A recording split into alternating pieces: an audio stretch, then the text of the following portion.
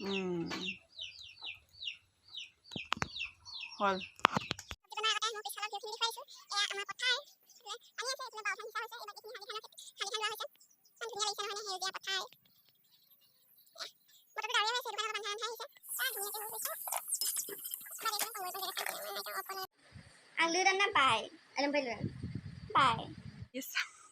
আজি দুপৰীয়াৰ পৰা ব্লগটো আৰম্ভ কৰি দিলোঁ। এতিয়া বাজিছে 12টা।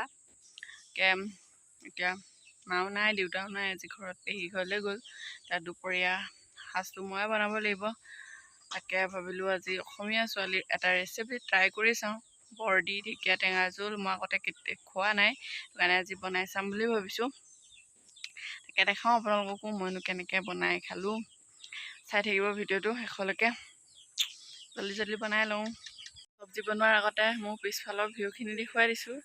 এয়া আমাৰ পথাৰ, এইফালে পানী আছে, এইফালে বাও ধান সিঁচা হৈছে, এই বাকীখিনি শালি ধান ৰোৱা হৈছে। ইমান ধুনীয়া লাগিছে নহয়নে, সেউজীয়া পথাৰ। এয়া বতৰটো ডাৱৰীয়া হৈ আছে, সেইটো কাৰণে অলপ আন্ধাৰ আহিছে।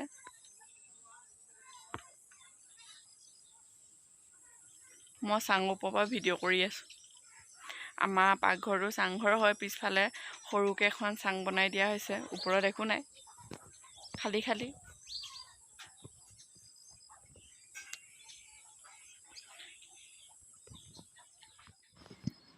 এতিয়া বনাবলৈ আৰম্ভ কৰোঁ। এয়া মই ঢেকীয়াখিনি সৰুকৈ কাটি লৈছোঁ।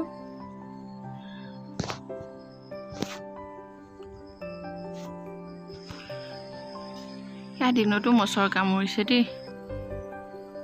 আৰু এফালে তিয়াই থৈছিলোঁ মচুৰ দাইল, এইখিনি মই ধুনীয়াকৈ মিক্সি জাৰত দি পিচি ল'ম। ইয়াতে মই পানী ব্যৱহাৰ নকৰোঁ, কাৰণ ৰেচিপিটো মোৰ নহয়, অসমীয়া ছোৱালী ৰেখাৰ হয়। সেইটো কাৰণে মই তেওঁ যেনেকৈ বনাইছে তেনেকৈয়ে বনাম। তেওঁ পানী ব্যৱহাৰ কৰা হোৱা নাই, মানে বৰখিনিত অলপ ডাঠ হ'লে ভাল লাগে। আৰু ইয়াতে মই বইল কৰি বাকলি গুচাই থৈছোঁ। এইখিনি হ'ল জাতি আলু, সৰু আলু, গুটি আলু ধুনীয়াকৈ দুফাল কৰি কাটি লৈছোঁ। আৰু এইফালে পুৰিছোঁ মাছৰ পিটিকাও বনাম। এইফালে বাটৰ মাছ পুৰি লৈছোঁ খৰিকাত দি। অলপ জ্বলি গৈছে, জুইটো বেছি হৈ গৈছে, অলপ কমাই দিছোঁ ৰ'ব। এয়া তেল গৰম কৰি লৈছোঁ। তেল গৰম হোৱাত দাইলৰ বৰখিনি দি দিছোঁ।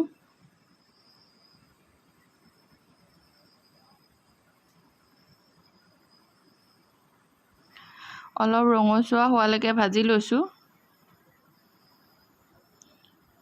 এয়া ৰঙচুৱা হৈ গৈছে, এতিয়া উলিয়াই লওঁ।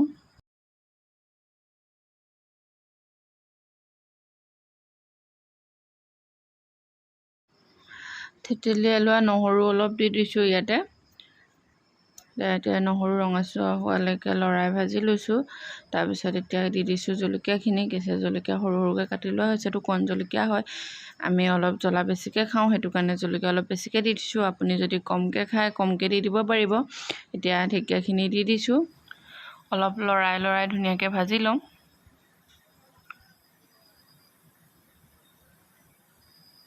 তাৰপিছত এতিয়া দি দিম হালধি গুড়া। মই হালধি গুড়া আগতে দি দিয়া নাই, এতিয়াই দি দিছোঁ। নিজৰ প্ৰয়োজন অনুসৰি দি দিব, জানেই আপোনালোকে কেনেকৈ দিয়ে। এয়া তেল পিঙিলে, এতিয়া দি দিছোঁ কাটি থোৱা আলুখিনিৰ লগত অলপ ভাজি লওঁ। 1-2 মিনিটৰ কাৰণে মিক্স কৰি ভাজি লৈছোঁ। এয়া ধুনীয়াকৈ গুড়া কৰিলে, এতিয়া দি দিছোঁ পানীখিনি। পানী অলপ বেছিকৈ দি দিওঁ, এতিয়া পানী কম হৈছে আৰু অলপ দি দিব লাগিব। এতিয়া নেমু চেপি দিম অলপ বেছিকৈ টেঙা হ'লে বেছি ভাল লাগে। নেমু চেপি দিছোঁ।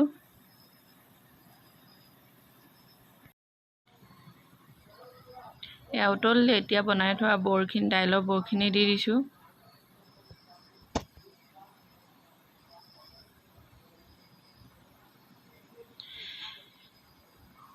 এতিয়া ঢাকোন লগাই 5 মিনিটৰ কাৰণে ৰাখি দিম। ঢাকোন লগোৱাৰ আগতে চেনি আধা চামুচমান দি দিম। আৰু এফালে পিটিকা বনাবলৈ পিঁয়াজটো সৰু সৰুকৈ কাটি লৈছোঁ চকুত ধৰিছে সেইটো কাৰণে মই বেছি সৰুকৈ কটা নাই অলপ ডাঙৰেই হৈ গৈছে হ'লেও ঠিকে আছে দিয়ক একো নাই তেনেকৈ কাটি লৈছোঁ আৰু যেনেকৈ পাৰোঁ তেনেকৈ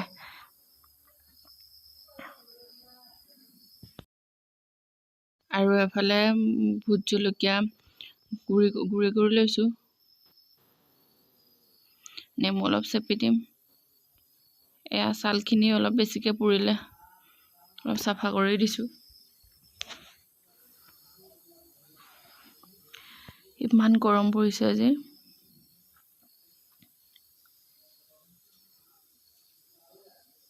আৰু কাঁইটটো দি নিদিওঁ এইটো এক্সট্ৰা কৰি থৈ দিওঁ এক্সট্ৰাকৈ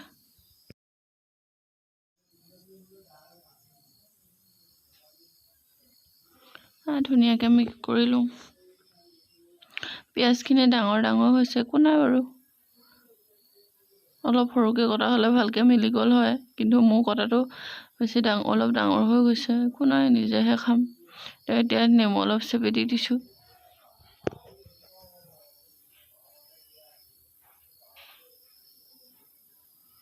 এয়া এতিয়া পিটিকা ৰেডি হ'ল মাছৰ পিটিকা আৰু এইফালে টেঙা জোলখিনিও ৰেডি হৈ গৈছে এতিয়া খাই লওঁ আমি পটাপট খাই লৈ আকৌ লগ পাই আছোঁ